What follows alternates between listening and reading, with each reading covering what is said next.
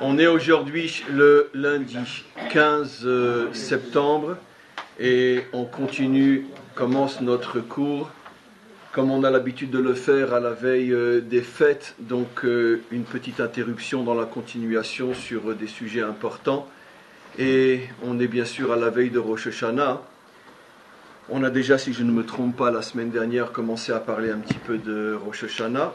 Et bien évidemment, dans la perspective de ce qui se passe un petit peu aujourd'hui dans le monde, il y a différentes manières d'approcher, d'appréhender le nouvel an, c'est-à-dire un redépart, un renouvellement.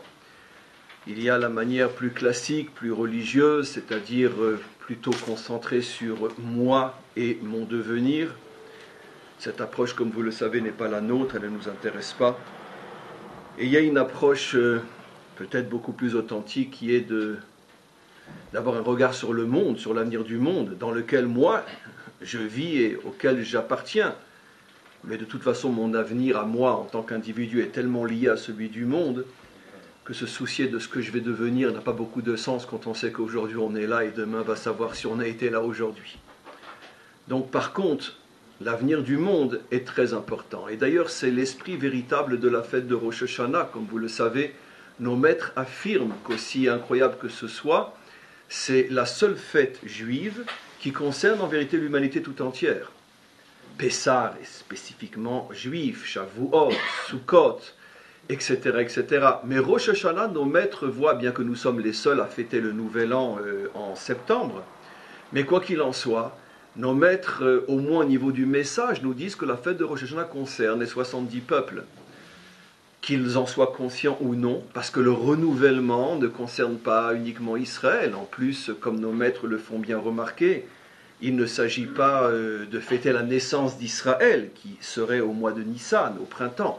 Il s'agit de fêter la naissance du monde, ou plutôt l'apparition de Adam Arishon, du premier véritable être humain, comme je l'explique souvent. Et de cet humain sont sortis pas seulement Israël, mais les 70 peuples, donc l'humanité tout entière. Donc automatiquement, même techniquement, à partir du moment où on fête Rosh Hashanah, automatiquement ça inclut 71 peuples, Israël et les 70 autres. Donc c'est dans cette perspective qu'il faut penser à l'avenir de notre monde, et c'est vrai que chaque période, chaque ère a ses propres difficultés, ses propres défis, ses propres épreuves et ses propres challenges, comme on peut dire. Et à notre époque, les choses se précisent de plus en plus. On sait de quoi a été fait l'année qui va se terminer dans quelques jours, et on devine assez facilement de quoi va être fait l'année qui commence dans quelques jours. Et effectivement, on assiste d'une manière de plus en plus claire, pas que la chose n'existait pas avant, et il y a bien longtemps déjà. Il y a déjà eu les guerres de croisade, il y a déjà eu de nombreux conflits entre l'Occident et l'islam. Mais c'est vrai qu'au fur et à mesure que l'histoire avance, on voit se préciser d'une manière plus claire que jamais ce conflit inévitable entre deux civilisations, celle que j'ai choisi d'appeler dans mon cours la civilisation du refus de l'interdit et la civilisation du culte de l'interdit. Les choix ne sont pas par hasard, comme je vais le démontrer dans mon cours. Effectivement, le monde occidental d'origine chrétienne, c'est d'une certaine manière le refus de l'interdit. Je ne parlerai pas de la dimension religieuse qui est à l'origine du problème que nous vivons aujourd'hui, mais le descendant direct, le fils légitime de la chrétienté, qui est le monde occidental libéral, démocrate, liberté, égalité, fraternité. Ce monde qui a commencé plus ou moins à l'époque de la Révolution française et qui, je pense, a trouvé son expression la plus claire et la plus juste dans les années 68 avec le fameux slogan de « Il est interdit d'interdire » et qui trouve une expression encore beaucoup plus forte aujourd'hui, où lorsqu'un homme qui a encore certaines valeurs ou prétentions morales qui appartiennent à l'ancien monde, ose critiquer certaines attitudes, certaines libertés que prend le monde aujourd'hui, il est tout de suite taxé d'extrémiste, des pires choses qui puissent exister sur Terre, au point que plus personne n'a le courage de parler, d'évoquer un avis, d'exprimer ce qu'il pense, parce que dès que ça touche à un interdit qui a sauté aujourd'hui, que ce soit dans le domaine des mœurs ou ailleurs, il est véritablement vu au mieux comme un pauvre type, un malade mental qui ferait mieux de se soigner. Donc ça, c'est finalement la situation dans laquelle on vit aujourd'hui, le refus total de l'interdit. Et en même temps, et je pense que ce n'est pas un hasard, et au fur et à mesure que les derniers interdits sautent ou ont sauté, à ce moment-là se lèvent d'une manière de plus en plus brutale, et je pense qu'il faut vraiment être aveugle pour ne pas voir qu'il s'agit véritablement de vases communicants, au fur et à mesure que l'Occident fait tomber encore et encore un interdit, l'autre monde, celui qui rend un culte à l'interdit, celui dans lequel tout est interdit, et tout est interdit et passible de mort et de sanctions graves. Il est interdit de voler, ça peut te coûter une main. Il est interdit d'avoir, pas que chas v'shalom, qu'à Dieu ne plaît, je le justifie, mais il est interdit d'avoir certains écarts amoureux, ça peut te coûter une pierre sur la tête, et etc. Et ce monde devient de plus en plus brutal, de plus en plus cruel au fur et à mesure que les derniers tabous tombent dans le monde occidental. Je pense qu'il faudrait vraiment nous servir de nos deux yeux et regarder en même temps l'un et l'autre monde. C'est-à-dire que lorsqu'une extrême est dépassée d'un côté, l'autre extrême est dépassée de l'autre. Et c'est vrai que finalement, dans un monde occidental qui a complètement perdu la tête, c'est peut-être pas si étonnant que ça, si dans l'autre monde, il y a tellement de têtes qui tombent. Et je pense qu'il ne faut vraiment pas être un rave ou un maître pour comprendre ces analogies d'une manière absolument incroyable qui font vraiment réfléchir. À partir du moment où l'un des fondements de la sagesse authentique, c'est de savoir que ce monde a un sens et que tous les événements sont porteurs d'une partie du sens que l'on doit comprendre au fur et à mesure de l'histoire. Ici, l'histoire des têtes me paraît révélateur d'une manière absolument incroyable, au-delà vraiment, évidemment, de l'aspect bloquant et paralysant de la tête coupée qui horrifie tout le monde et qui surtout fait l'effet qui justement veut être provoqué de vous empêcher de penser. Si on prend un petit peu de recul et qu'on essaye de ne pas perdre sa tête, on se dit finalement les premiers qui ont coupé les têtes, c'est pas eux, c'est l'Occident. Parce que ça fait longtemps que l'Occident a perdu sa tête. La seule différence, c'est que l'Occident fait tomber des têtes sur le plan moral et spirituel, et l'autre monde fait tomber des têtes sur le plan physique. C'est pas pour rien non plus, parce que, comme on le sait, le monde occidental est extrêmement abstrait, philosophique. Sa religion du départ est une religion extrêmement de l'esprit, donc tout s'incarne dans l'esprit, dans ce monde occidental. L'autre monde est un monde très concret, très technique, très acte et très forme, et automatiquement tout s'incarne aussi dans l'acte et dans la forme, mais je pense que c'est finalement la balance malheureusement et dramatiquement bien en équilibre, les têtes tombent de tous les côtés. Quoi qu'il en soit, en essayant d'avancer un petit peu plus loin, dans la mesure où, comme je l'ai expliqué au début du cours, c'est clair que c'est notre proche avenir, ce conflit qui ne va cesser d'augmenter, et qui sans doute n'est encore que dans les coulisses par rapport à ce que je crois nous attend au niveau du monde tout entier. On est encore dans les premières contractions, mais les véritables contractions de l'accouchement sont encore devant nous, et je pense que l'année qui vient va être une année très très décisive. Quoi qu'il en soit, il est intéressant de voir que dans ces deux mondes, le monde du refus de l'interdit ou le monde du culte de l'interdit, il est intéressant de voir que finalement, les deux ont pour symbole, ont pour emblème la femme. Sauf que dans le monde qui refuse l'interdit, l'emblème de la femme est une femme nue, alors que dans l'autre monde, c'est une femme voilée. Là aussi, c'est incroyable, ce paradoxe. Le même modèle, d'une certaine manière, le modèle féminin. Mais comment qu'on le voit, le modèle féminin ? Pour les uns, et ça a commencé, comme je l'ai souvent dit, personne n'a fait attention à cette époque-là. Mais si les gens pouvaient savoir ce qui se cache derrière un sein, cette histoire de la Révolution française qui a pour signe un sein dénudé, on ne s'imaginait pas ce qu'il y avait derrière ça. Bon, c'est parce qu'elle est sur les barricades, évidemment, elle n'a pas le temps de faire attention comment. Mais vous imaginez, il y avait un message 300 ans à l'avance. Le message était bien pensé, était bien calculé. Nous sommes la civilisation qui va mettre la femme à nu. À cette époque-là, on ne pouvait encore que montrer un sein. Mais l'idée était déjà lancée dès le départ. C'est l'emblème de l'Occident, la femme nue. Il n'y a plus de tabou.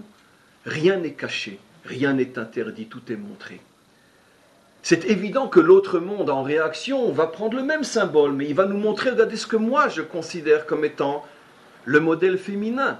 C'est la femme voilée complètement. Et on pleure aujourd'hui en France le voile qu'on voulait nous faire accepter, qui était encore très ouvert par rapport au voile maintenant que l'on voit apparaître ailleurs en Irak ou en Syrie, où on ne voit même plus ses yeux. On va regretter presque la burqa française, tellement la nouvelle a déjà fait oublier l'autre. Et ça ne peut pas être un hasard. Pourquoi à nouveau la femme? On va avancer bien sûr, mais c'est toujours les mêmes notions. Ce que vous voulez permettre, nous on l'interdit. Nous sommes la réaction à votre civilisation. La civilisation occidentale est la matrice qui a fondé finalement cet enfant qu'elle ne veut pas reconnaître. Parce que à force et à force et à force de mettre à nu, à force et à force et à force de permettre, jusqu'à interdire d'interdire, comment voulais-tu que cette matrice fondée dans l'extrême ne produise pas l'enfant de l'autre extrême? C'était impossible. Aujourd'hui, l'Occident, il ne reste plus que les larmes et les mouchoirs pour pleurer sur sa propre faute, qui d'une certaine manière s'est préparée, fondée, construite pendant des siècles. Quoi qu'il en soit, je reviens au modèle féminin. Le modèle féminin, lorsque l'on essaie de le retrouver dans la Torah, on trouve quelque chose d'absolument extraordinaire. Nos maîtres disent, la femme, le modèle féminin, je ne parle pas de la femme, je parle du modèle féminin. Dans la Torah, ça s'appelle Isha. Isha, nos maîtres disent, est composé de deux parties, Esh, He. Le He qui brûle. Une femme, ça brûle, c'est vrai. Et Esh, He, disent nos maîtres. Le feu, Esh, He. C'est quoi le He? C'est bien sûr pas le sujet du cours, je n'expliquerai pas plus que ce que je vais dire, mais je l'ai déjà expliqué dans d'autres cours et même devant vous, pour des raisons très profondes, en même temps très simples, que j'ai souvent exposées dans d'autres cours ou ici déjà. Nos maîtres disent que le He, la 5e lettre de l'alphabet hébraïque, est la lettre qui représente la création. L'ensemble des forces créatrices est représenté par la lettre He. Et qu'est-ce que signifie Isha? C'est le He qui brûle, c'est-à-dire c'est la création qui est en train de brûler. Un mauvais rapport à la dimension féminine, ça fait sauter le monde, ça le fait brûler.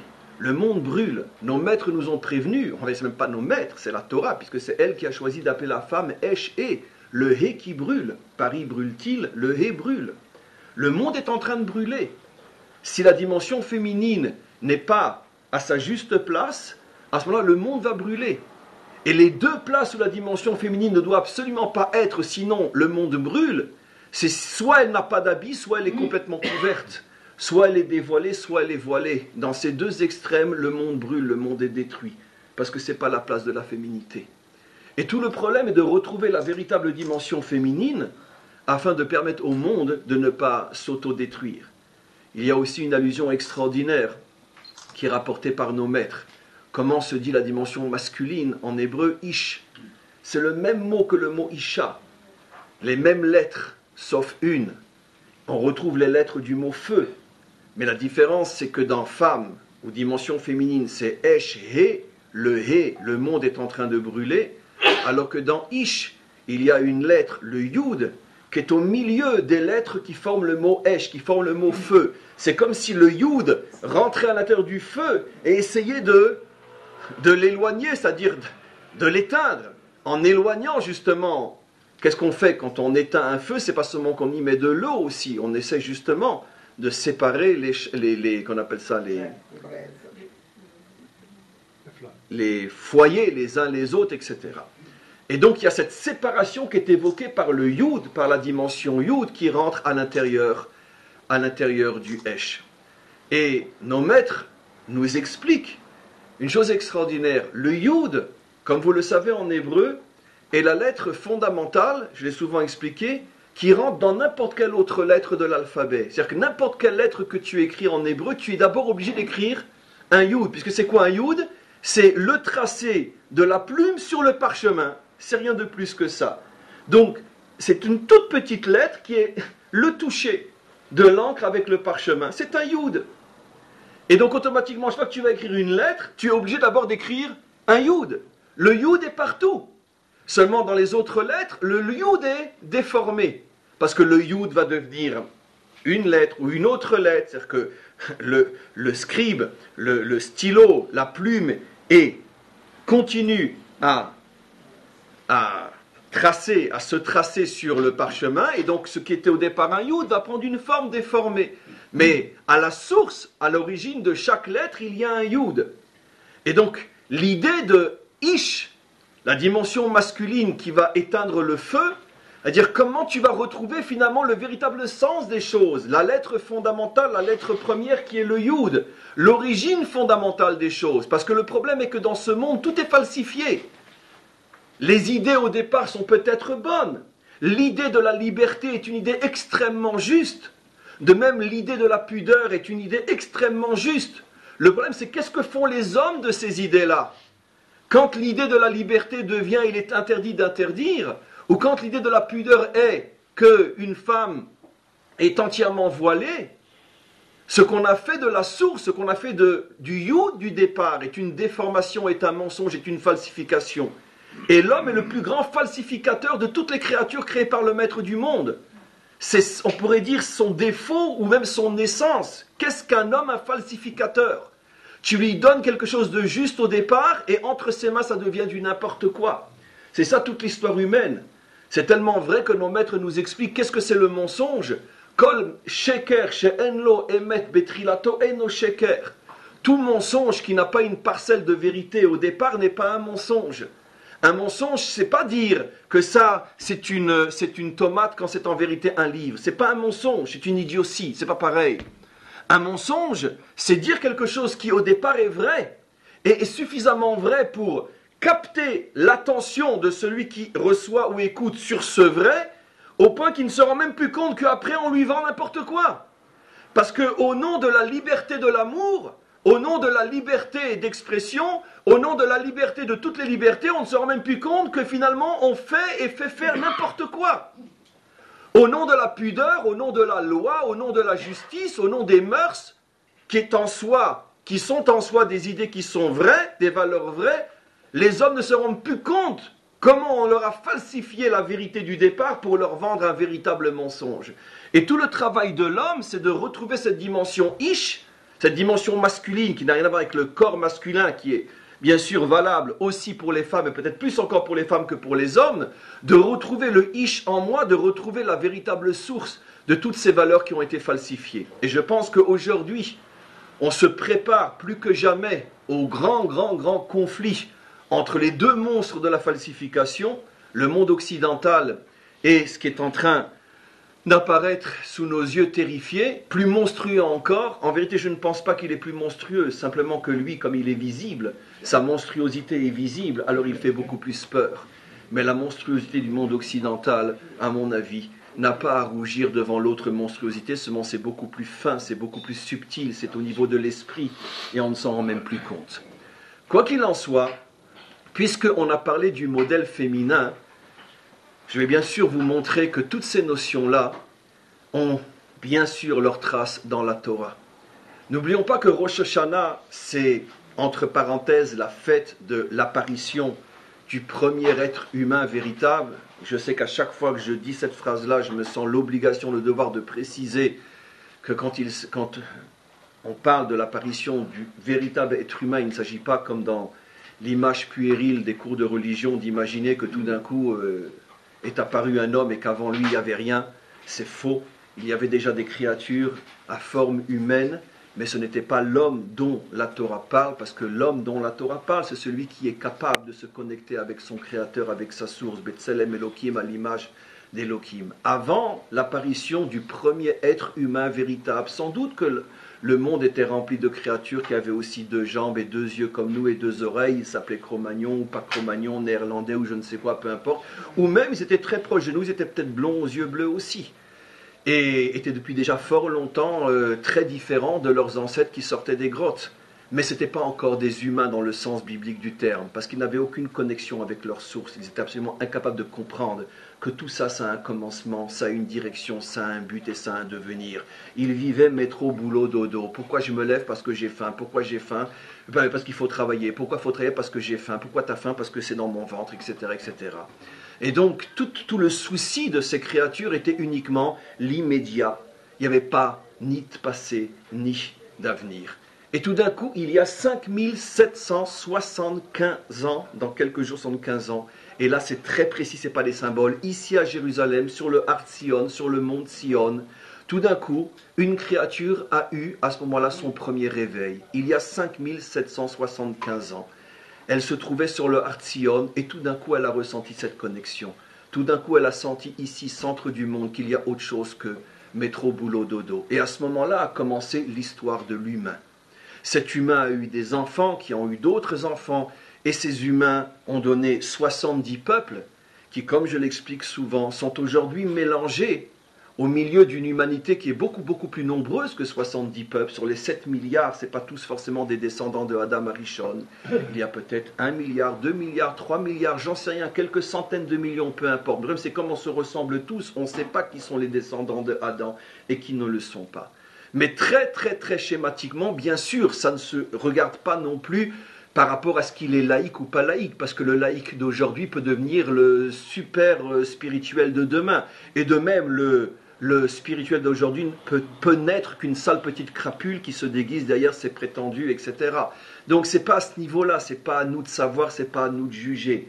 Mais quoi qu'il en soit, dans la mesure où, dès le départ, le maître du monde a voulu, et je pense qu'un jour je l'expliquerai pourquoi, d'ailleurs je vais l'expliquer, non mais ça c'est un séminaire que je fais pour le groupe Rai, mais je l'expliquerai la semaine prochaine dans le séminaire sur le groupe Rai, c'est quoi un homme, mais je parle sur le site. Mais quoi qu'il en soit, la raison pour laquelle le maître du monde a voulu qu'il y ait une partie de Bnei Adam, de descendants de Adam, mélangés à l'intérieur d'une humanité qui ne sont pas tous des descendants de Adam, il y a une raison à cela, mais ce n'est pas le sujet aujourd'hui. Quoi qu'il en soit, je reviens maintenant à ce que j'explique. Il y a donc 5775 ans dans une semaine, c'est fait pour la première fois, depuis les premiers instants de la création, la connexion entre un être humain et le maître du monde. Les autres aussi étaient des êtres humains, et les autres aussi sont des êtres humains, mais ils n'étaient pas Adam. Adam, malheureusement, l'un des crimes les plus criminels de nos traductions, qui ont tout faussé en traduisant mal, ils ont traduit Adam par homme, et ils ont falsifié tout le texte biblique. Adam ne veut pas dire homme, Adam veut dire celui qui est Betselem Elohim, celui qui est connecté au maître du monde. Et donc ce n'est pas tout le monde qui s'appelle Adam, seulement celui qui a cette connexion consciemment, ou qui l'a au moins d'une manière potentielle en lui. Et ce n'est pas forcément, pour l'instant en tous les cas, jusqu'à l'année du Mashiach, ce n'est pas forcément inné et donné à tous les humains. Bien que je suis humain, je ne suis pas forcément Adam. En tous les cas, Rosh Hashanah, la semaine prochaine, c'est la naissance de Adam, et pas seulement de Adam et Chava. Parce qu'il ne pouvait se connecter que parce qu'il était marié. De la même manière que l'on verra beaucoup plus tard, que Moïse, a beau avoir 80 ans, il a beau déjà avoir atteint un niveau qui est tel que Dieu peut déjà lui parler. La première fois que Dieu lui parle, c'est uniquement après son mariage avec Tzipora. Pour nous faire comprendre qu'un homme non marié est un homme déconnecté. Comment veux-tu te connecter à moi si tu n'es pas marié? L'absolu contraire, bien sûr, de ce que certains autres disent. Moshe, il lui manquait quoi? Être marié. À partir du moment où il se marie, tout de suite après, Hachem se dévoile à lui. Tu t'es connecté à l'horizontale, maintenant on peut te connecter à la verticale. S'il n'y a pas la connexion terrestre, comment veux-tu avoir la connexion céleste? C'est absolument impossible. Donc, à ce moment-là, apparaît ce premier couple sacré, Adam et Chava. Et Rosh Hashanah, c'est pas seulement la fête de leur apparition, c'est aussi, d'une certaine manière, mais ça c'est mis plus en surdine parce qu'on en a un petit peu honte, c'est aussi la fête de leur faute. Parce que d'après notre tradition, ils ont fauté le jour où ils sont apparus.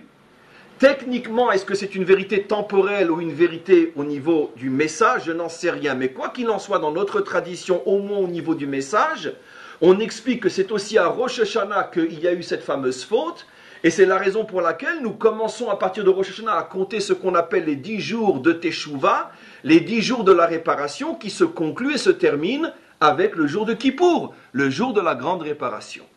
Et donc, si on regarde finalement l'image biblique, puisque là je ne reste plus dans le technique concret, on ne sait pas trop ce qui s'est passé, mais le message par contre on le connaît. Ce qui est extraordinaire, c'est que finalement, le problème que nous vivons aujourd'hui plus que jamais, ces deux civilisations qui sont en train de s'affronter, qui ont déjà commencé à s'affronter, mais qui s'affronteront dans les temps à venir plus que jamais dans toute l'histoire de ces deux civilisations, qui est donc l'interdit d'interdire où il n'y a plus rien pratiquement qui est permis, cette problématique de l'interdit a été le premier problème auquel Adam et Chava ont été confrontés. Mais regardez maintenant de quelle manière, parce que ça aussi je vais vous rappeler quelque chose, parce que la plupart d'entre vous l'ont déjà entendu, mais souvent quand un cours comme celui-là d'une heure, il y a tellement de messages qui passent, et chacun ne va retenir qu'un ou deux messages, et moi-même, de toute façon, je vais mettre l'accent sur ce que je pense être le message principal, ça ne veut pas dire qu'il n'y en a pas d'autres. Donc je vais vous redire quelque chose que sans doute vous avez déjà entendu, mais aujourd'hui je voudrais que ça reste plus gravé dans vos esprits, parce que c'est l'un des messages essentiels.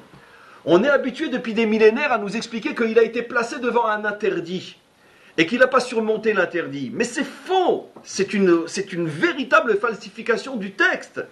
Il n'y avait pas qu'un interdit, il y avait surtout du permis.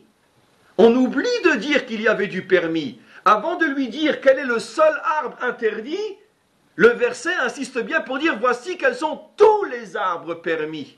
Umikol etz agan achol tochal. Et de tous les arbres du jardin, manger, tu mangeras, une insistance, une lourdeur. En hébreu, ochal tochal, pour dire qu'on insiste.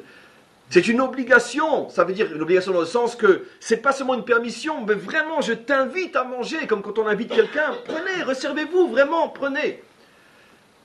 Et donc, il y avait peut-être des milliers d'arbres permis, avec un qui était interdit. Ça veut dire que l'interdit ne prenait pas de place. L'interdit était insignifiant par rapport au nombre de permissions.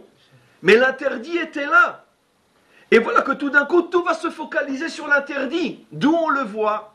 D'abord parce que la Torah ne dit pas, lorsqu'elle parle des arbres permis et de l'arbre interdit, la Torah ne dit absolument pas que l'arbre interdit était au milieu du jardin. Le premier qui va dire que l'interdit est au milieu du jardin, c'est Ève, après qu'elle a commencé à parler avec le Nachash. Le serpent, excusez-moi la traduction, le Nachash, ce sont bien sûr que des images. Nos maîtres s'étonnent et disent, mais où on a vu que cet arbre était au milieu? Il n'était pas techniquement au milieu, il était psychologiquement au milieu. Ça veut dire qu'elle avait tout focalisé sur cet interdit-là. Elle ne voyait que l'interdit. Elle avait oublié qu'elle vivait dans un monde, elle vivait dans une relation où tout est permis, sauf une certaine chose. Mais elle, en vérité, elle avait un problème. Elle a oublié l'interdit, elle a oublié tout ce qui était permis. Les 1000 permissions, elle les a oubliées, mais l'unique interdiction, elle était focalisée dessus. Ça devenait une obsession, au point que dans sa tête, elle le voyait comme étant au milieu du jardin. Le milieu, c'est le centre de gravité. Toute sa vie tournait autour de cet interdit. Mais pourquoi cet interdit? Pourquoi cet interdit? Pourquoi cet interdit? Plus encore, le Nachash sent, c'est un grand psychologue, il a compris le problème de Chava. Pourquoi? Parce qu'il l'a observé avant de lui parler. Il a vu que tous les jours, alors que, excusez-moi, j'utilise les images bibliques, on imagine qu'un paradis céleste, c'est très grand, parce que Dieu, il a des possibilités énormes. Excusez-moi, je parle volontairement le langage puéril des images bibliques.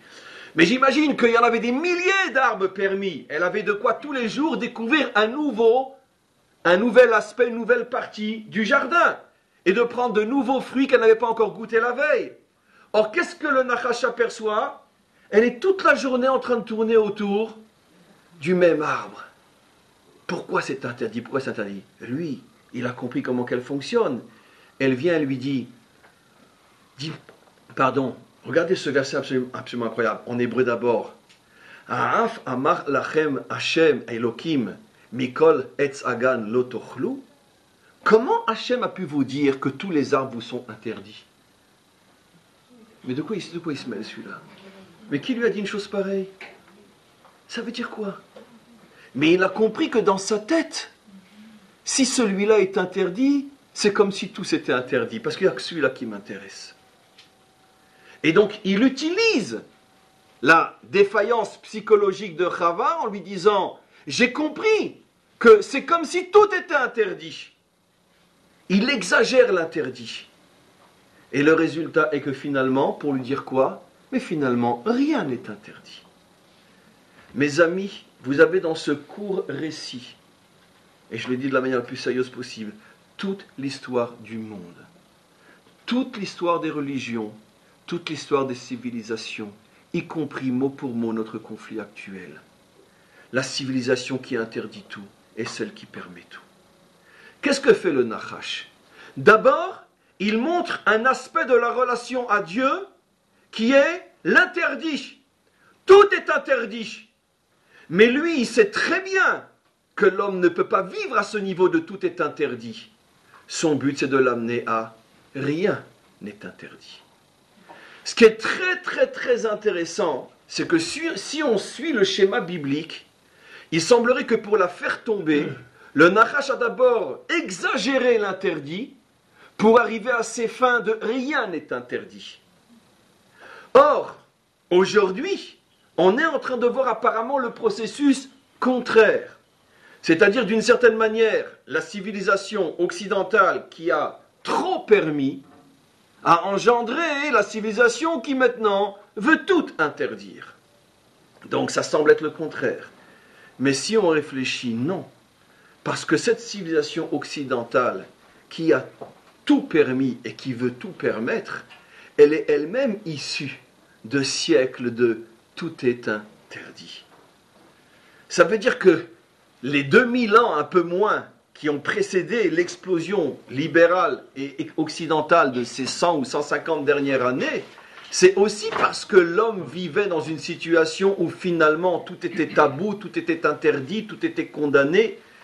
Et donc cette relation avec un Dieu qui finalement fait peur, un Dieu qui châtie, un Dieu qui punit, c'est ce qui a engendré la révolution, qui n'était, comme on le sait, pas seulement une révolution politique, mais aussi une révolution contre le clergé, une révolution contre la religion. Et comme on le sait, les révolutionnaires ont proclamé la mort de Dieu. Et c'est la raison pour laquelle ils se sont empressés de remplacer les 10 devoirs de l'homme par les 10 droits de l'homme. C'est plus ce qu'on donne maintenant, c'est ce qu'on reçoit. La symbolique est extrêmement, extrêmement profonde. Encore une fois, je n'ai jamais dit que l'homme n'a pas des droits, mais c'est toujours le même problème.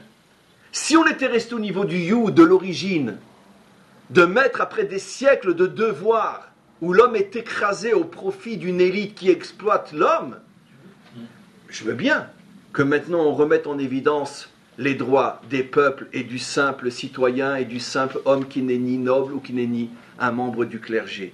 Bien sûr, c'est une évolution extraordinaire. Seulement, n'oublions pas, ce monde est un monde de mensonges. Pour mieux mentir, on donne d'abord une vérité.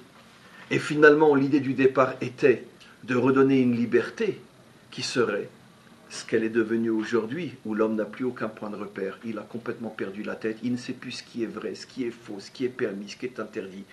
Parce qu'il n'y a plus d'interdit du tout. Et tant que tu ne déranges pas vraiment les autres, tu peux tout faire, il n'y a pas de problème. Donc, en vérité, le processus que suit la Bible est juste. Avant d'arriver à la permission totale, on exagère d'abord l'interdit. On montre à l'homme que l'interdit est insupportable, parce qu'on sait que c'est la meilleure manière de l'arriver là où on veut l'amener. Il n'y a plus d'interdit. Et c'est le processus que le Nachash a fait suivre à Chava.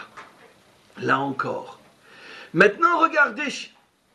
Encore une image extraordinaire qui contient tout ce que nous vivons dans notre génération.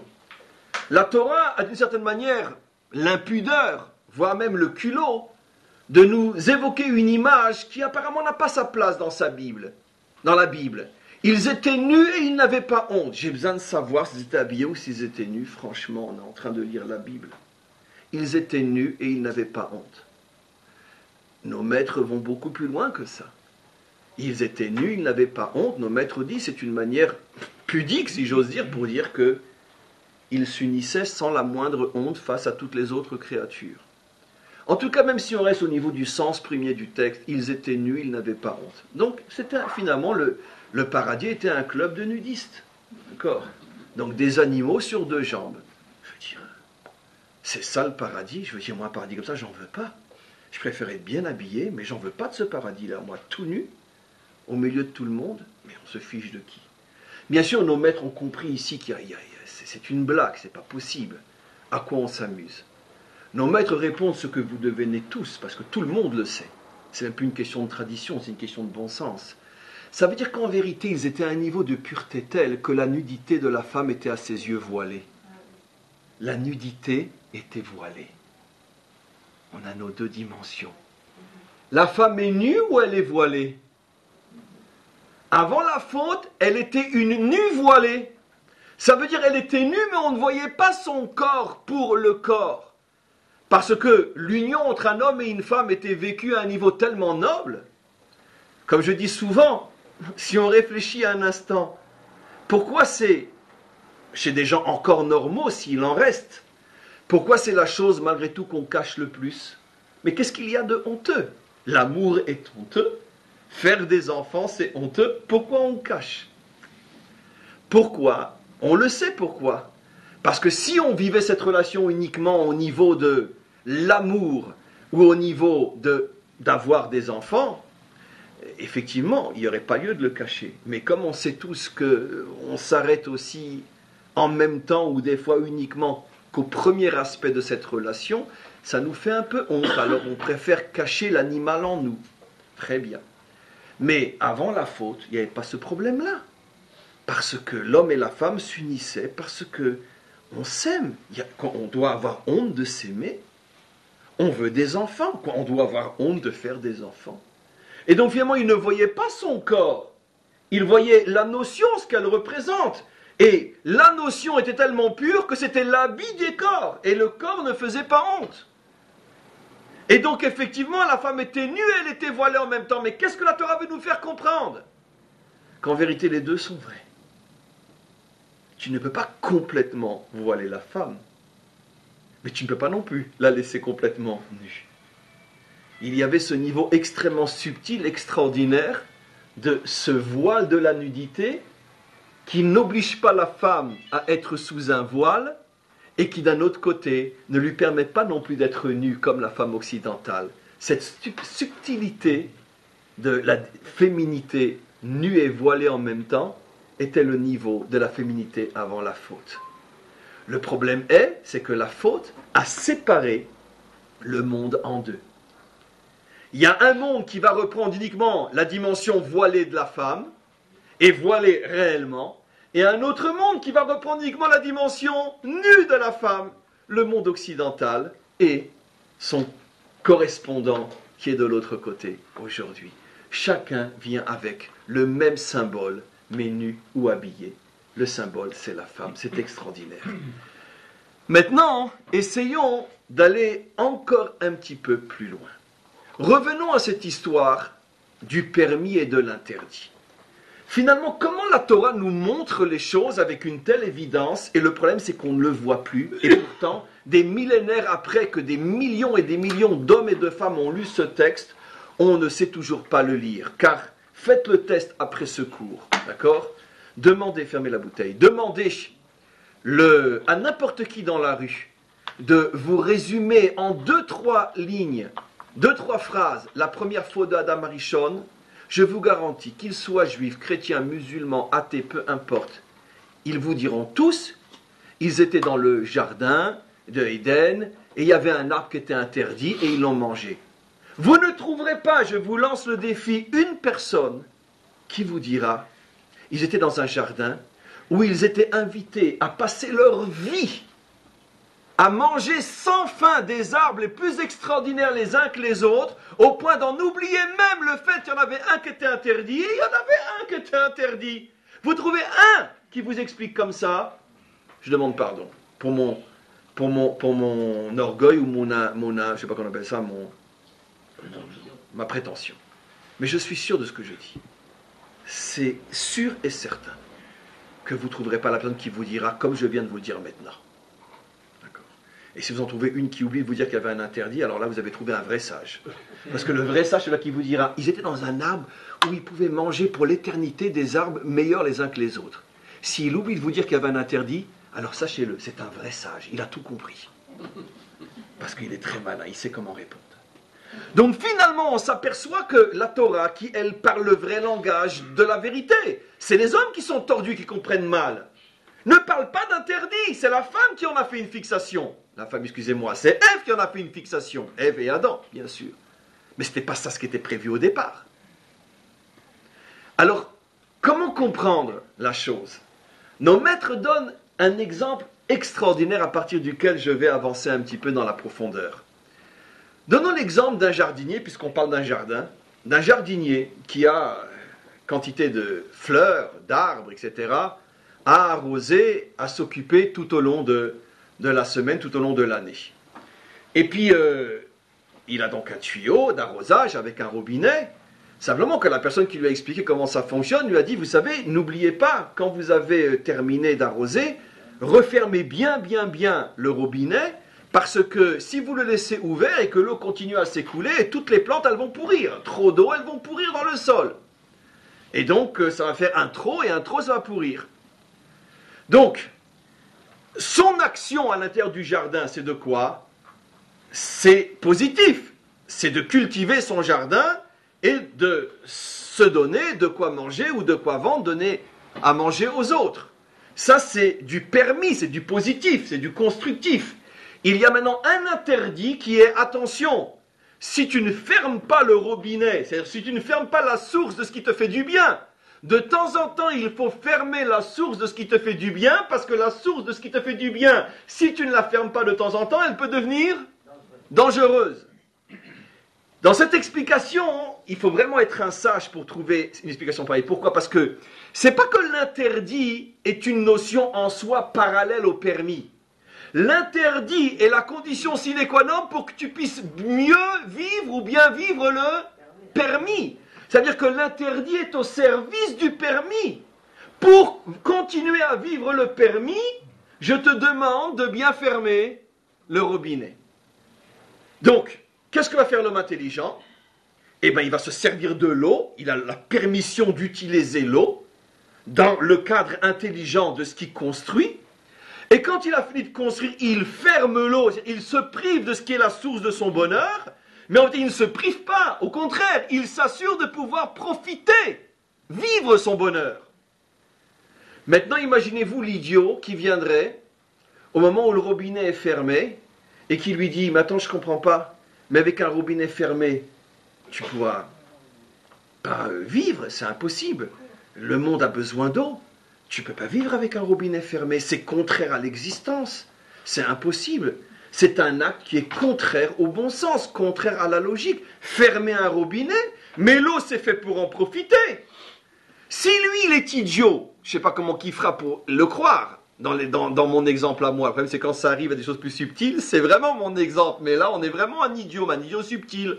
Mais dans ce cas, tout le monde comprend que si la personne dit « Ah oui, tu avais raison, mais enfin, mais comment qu'on peut fermer quelque chose? Comment qu'on peut interdire d'ouvrir un robinet ?» Mais c'est pas normal. L'eau, c'est fait pour en profiter. Il ouvre à fond son robinet. Quand il va aller dormir et se réveiller le lendemain matin, qu'est-ce qui va se passer? Il va mourir de faim, il n'a plus rien à manger. Transgresser l'interdit, t'as enlevé la possibilité de vivre le permis. Alors quand c'est un exemple comme ça, disent nos maîtres, c'est très facile à comprendre. Mais toute la vie, c'est ça. En vérité, la Torah, ce ne sont pas des interdits. Ce ne sont que des permissions. Le problème c'est que pour pouvoir vivre véritablement dans ce monde et profiter de toutes les forces que Dieu a mis dans un homme, de profiter de toutes les ressources qu'il y a dans ce monde, les ressources matérielles, les ressources spirituelles, les ressources morales, pour pouvoir véritablement construire ce monde et dévoiler l'infini qui se trouve dans ce monde, puisque ayant été créé par une source infinie, ce monde contient de l'infini véritablement. Le maître du monde nous explique, attention, il y a des moments où il faut fermer le robinet, parce que si le robinet reste ouvert, tu ne pourras pas profiter. Donnons un exemple simple.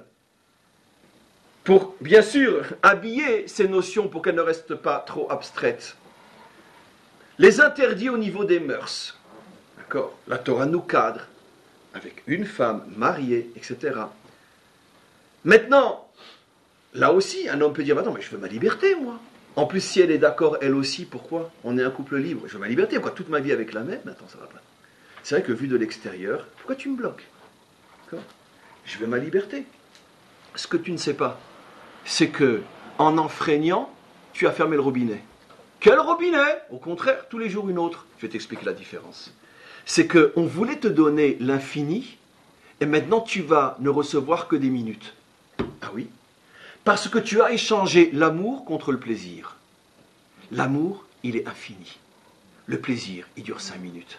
Même si c'est tous les jours 5 minutes, ça restera 365 fois 5 minutes par an. Allez, multiplié par combien ? Par 50 ans, ça fait combien ? 50 fois 365, ça fait combien ? Allez, qui c'est qui calcule vite ? Allez, on est dans les 1000 et quelques. 1000 et quelques plaisirs contre l'infini. T'es même pas dans le 10 000, t'es même pas dans le 100 000, t'es même pas dans le million. On va te faire la charité, tiens, prends un petit plaisir de plus. Mais tu sais ce que c'est l'amour ? Tu sais ce que c'est rentrer dans l'amour ? Tu sais ce que c'est l'amour ? Ça, tu ne pourras jamais le vivre en transgressant. Impossible. L'amour, tu ne le connaîtras jamais. L'amour, c'est infini. Tu ne le connaîtras jamais. Ça veut dire qu'en vérité, qu'est-ce que dit Hachem ? Ferme le robinet, ça veut dire essaye de construire avec cette femme et pas des autres. Pourquoi, monsieur ? Parce que je vais te donner l'infini. Je vais te donner la possibilité de connaître l'amour. Tu ne pourras pas le connaître si tu te changes. Si tu changes tous les jours. Tu ne connaîtras que le plaisir. Alors le plaisir, il est l'esclave du temps. Et avec le temps va, tout s'en va. Comme on le sait. Et une fois que c'est fini, qu'est-ce qui reste ? Rien. Le manque et le prochain plaisir. Qui lui-même finira aussi vite que le premier. Alors, et qu'est-ce qui va t'arriver ? C'est que bilan de ta vie, t'es passé complètement à côté de l'infini. Tu sais même pas que ça existe. Tu ne peux même pas imaginer que l'infini existe. Cet exemple tellement parlant, c'est l'exemple pour tous les domaines où quand la Torah vient interdire quelque chose, c'est pas un interdit en tant que tel, c'est que l'interdit cache, ou plutôt suggère, qu'on veut te faire rentrer dans l'infini. Donnons un autre exemple, un peu plus subtil, un peu plus compliqué. Mais si j'arrive à vous le faire sentir, vous allez véritablement comprendre quelque chose. Les interdits du Shabbat. Je ne comprends même pas appuyer sur un interrupteur. Je ne comprends pas. C'est pas un travail, ça ne me fatigue pas. Au contraire, ça me fatigue beaucoup plus de rentrer dans une chambre noire et de chercher un livre dans une bibliothèque alors que je pourrais appuyer sur un interrupteur et monter 4 étages à pied et pas prendre un ascenseur. C'est même plus fatigant de monter 4 étages à pied que de prendre un ascenseur. Et s'il pleut dehors, je ne peux même pas porter un parapluie. Non, mais ça veut dire quoi ? Pourquoi ? Mais en vérité, je pense que jamais dans notre monde moderne on a compris le message inimaginable qui se cachait derrière. C'est quand on comprend un petit peu, c'est à pleurer. Pleurer de dire merci Hachem. Comment tu pouvais savoir des millénaires dans quelle situation on serait aujourd'hui ? Je vais vous expliquer à ce à quoi je pense. Vous savez comment on part aujourd'hui en vacances ? Comment on part aujourd'hui en vacances ? C'est gratuit. Vous savez ce qu'on fait ? On ferme les portables et les ordinateurs. Vous arrivez à vivre 24 heures, 48 heures, une semaine sans portable. Vous allez goûter ma mâche aux vacances. Vous partez au bout du monde avec vos mails, vos 3 portables et votre ordinateur. Vous partez comme un chien et vous revenez comme un chien. Vous êtes le même wou-wou. Vous n'avez pas eu de vacances. Abruti total. Le maître du monde avait prévu il y a des millénaires déjà que l'homme a besoin une fois par semaine de se déconnecter complètement. Ce monde n'existe plus. Ces gadgets, je m'en fous. D'accord. Alors sur le moment, on ne comprend pas, mais enfin c'est stupide de monter 4 étages à pied quand on a un ascenseur. Mais est-ce que tu es capable d'évaluer les dégâts que l'ascenseur fait en toi, plus encore que les 4 étages que tu montes à pied ? Parce que le dégât, il est profond. Tu ne te rends pas compte que tu es complètement prisonnier de ce monde. Tu paniques, tu perds la tête. Dès qu'on t'enlève tes réflexes moderne, que tu ne contrôles même plus, tu ne te rends même plus compte. D'accord? Comme on le sait aujourd'hui, on s'endort avec le portable, on se lève avec le portable. Il y en a même qui s'unissent avec le portable. Oui, ça a été fait. Ah oui, c'est pas de moi, je ne me souviendrai pas. Mais oui, mais absolument, c'est des études qui ont été faites, c'est prouvé, c'est montré. Mais pourquoi? Alors quel rapport avec le Shabbat? Mais parce que la Torah, elle a vu les choses à un très très très haut niveau. Je veux que tu sois un homme libre. Je t'ai demandé de rentrer dans ce monde pour le transformer, mais pas que tu deviennes l'esclave de ce monde. Et répétitif, toutes les semaines, tu lâches tout. Pourquoi? Retrouve ta liberté. Tu me diras, mais la liberté, elle est casse-pied. C'est vrai. Rien n'est plus casse-pied que la liberté. Parce que la vraie liberté, c'est pas un billet d'avion et on part sur une île déserte. La vraie liberté, c'est l'effort d'être libre. Le téléphone sonne, je réponds pas. C'est pas grave, il attendra, c'est Shabbat. C'est pas grave. Ça, c'est la vraie liberté. Cette capacité de dire au monde, non, non, je suis plus là. Il n'y a pas d'abonné au numéro que vous demandez. D'accord? Qui c'est qui avait répondu ça? Qui c'est? Pompidou. Oui, après l'embargo. D'accord? Très bien. Et donc, il n'y a pas d'abonné. Ça, c'est le juif, un Pompidou, toutes les semaines. Il n'y a pas d'abonné au numéro que vous demandez. Je ne suis plus là. Maintenant, c'est sûr que c'est pas évident, c'est pas facile. Mais la liberté, la vraie, elle a un prix. Parce que longtemps, on l'a cherchée. Et elle n'est pas facile à trouver. Encore un autre exemple, dans l'alimentation. Bien sûr, je ne vais pas rendre compte de pourquoi cette chose-là et pas une autre. Mais au niveau de l'esprit, qui se cache derrière? Attends, mais réfléchis avant de mettre dans la bouche. Réfléchis. Parce que si tu ne réfléchis pas au moment où tu prends la vie, tu ne réfléchiras pas dans la manière dont tu vis. Mais le fait d'éduquer un homme à chaque fois qu'il met quelque chose dans la bouche, il dit, mais attention, mais je peux ou je peux pas? C'est tout un mode de vie. Ça veut dire que, attention, réfléchis au moment où tu prends la vie, à plus forte raison au moment où tu vivras grâce aux forces de cette vie que tu as pris en toi. Ce réflexe de se poser la question, c'est pas j'ai faim, je bouffe, tac. C'est que j'ai faim, je bouffe. Je suis un chat, je suis un chien, je suis un reptile, je bouffe, je mange. J'ai faim, je mange. Mais un homme, il pose la question, c'est mangeable, c'est pas mangeable. Et la preuve, c'est que pas tous les aliments sont bons pour le corps. Et donc aussi, pas tous les aliments sont forcément bons pour la dimension psychologique d'un homme. Va savoir les dégâts que ça peut causer dans un homme de manger certains aliments qui peut-être ont un vécu psychologique tel qu'ils dégagent des énergies qui dans l'homme mélangées vont peut-être fausser son jugement, fausser sa sensibilité. Va savoir. Va savoir.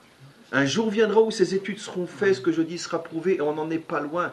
Quoi, on croit que de la chair d'animal, c'est que de la chair. Tout son vécu, il a disparu, sous prétexte que quoi, qu'il est mort. Il reste rien. Or pourtant, on sait que tout ce qui vit est bourré d'énergie, les énergies ne disparaissent pas.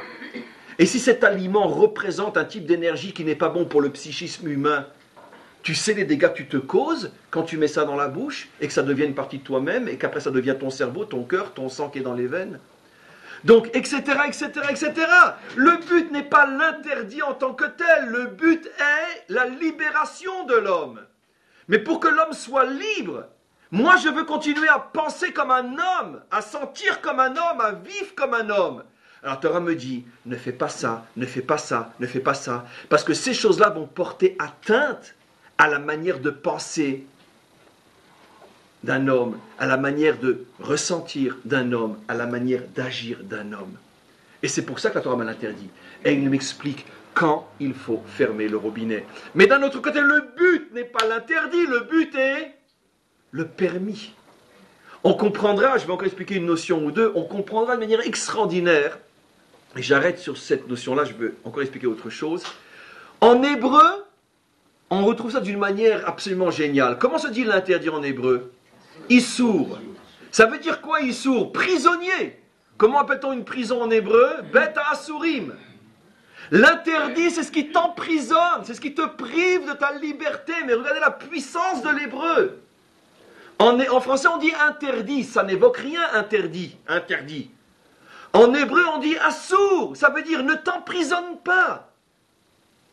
Reste un homme libre, sois libre. La liberté, elle a un prix. C'est de savoir quand fermer le robinet. Parce que c'est le prix de ma liberté. Je reviens maintenant à ce que j'explique.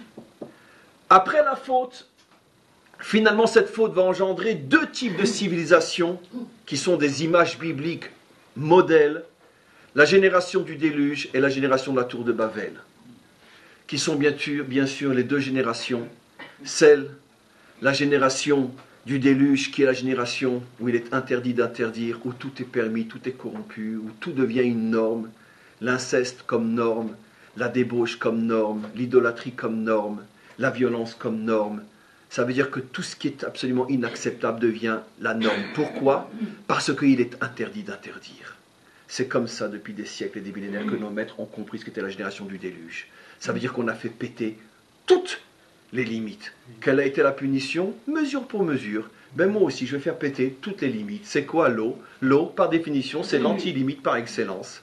Elle dévaste tout, elle surmonte tout, elle fait tout tomber. Ça veut dire qu'elle refuse les limites. Quand l'eau arrive d'une manière puissante, toutes les limites tombent. Vous avez fait sauter les limites, je vous fais sauter les limites. Ça, c'est l'image du déluge telle que nos maîtres l'expliquent déjà dans leur langage, qui n'ont pas connu notre monde. Ils étaient loin de 68 ou du monde d'aujourd'hui. Ils avaient déjà deviné ce qui se cachait dans la dialectique, la faute et la punition.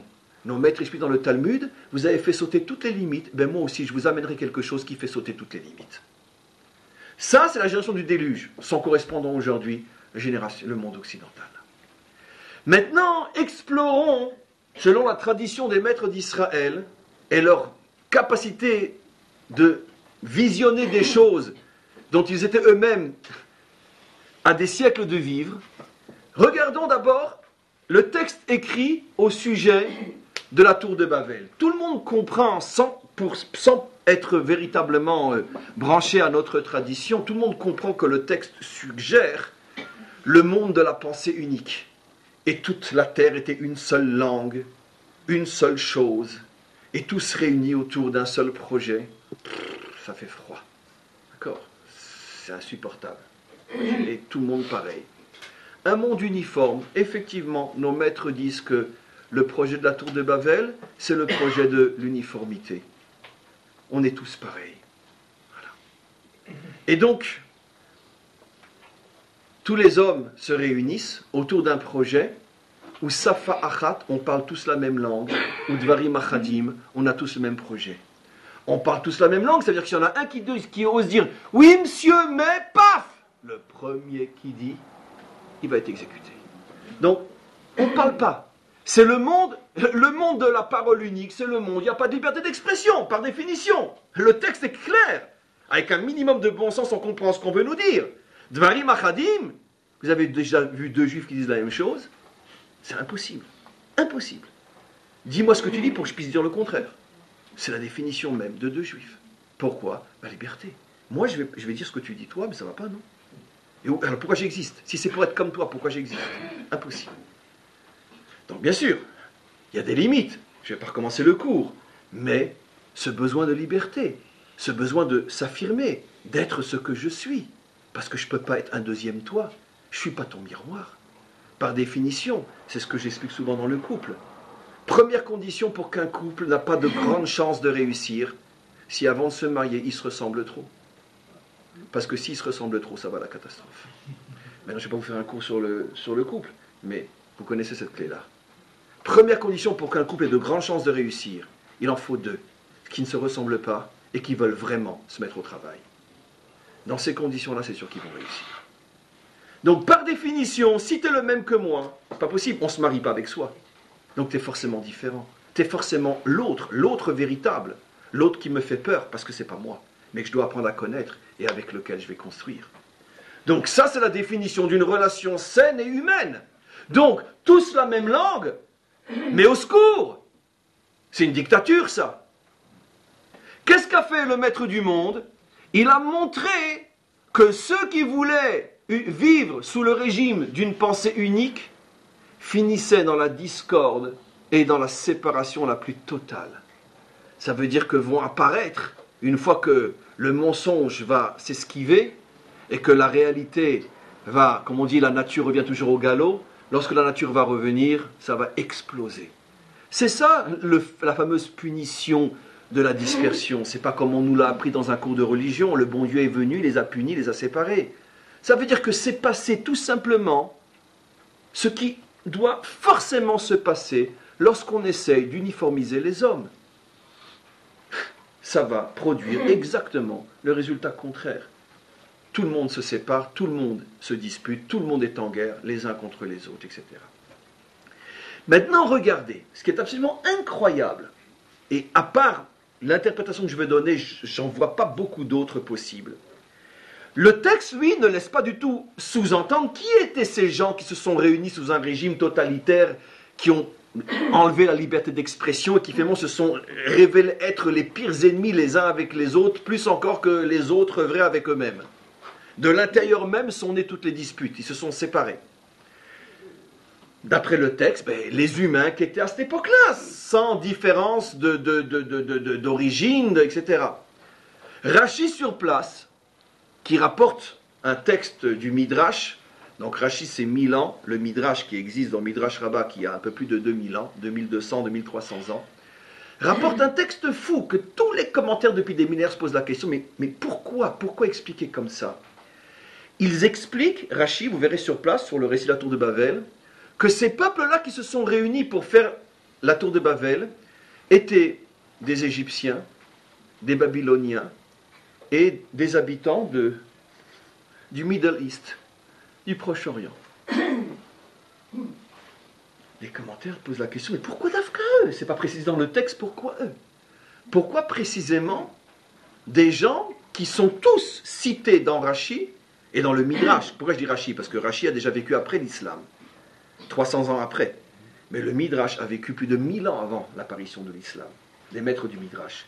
Pourquoi nos maîtres du Midrash sont obligés de dire que ces gens-là qui ont voulu faire la tour de Babel étaient tous des gens, en précisant que c'était des Égyptiens, c'était des Irakiens, c'était des Syriens, c'était des Libyens.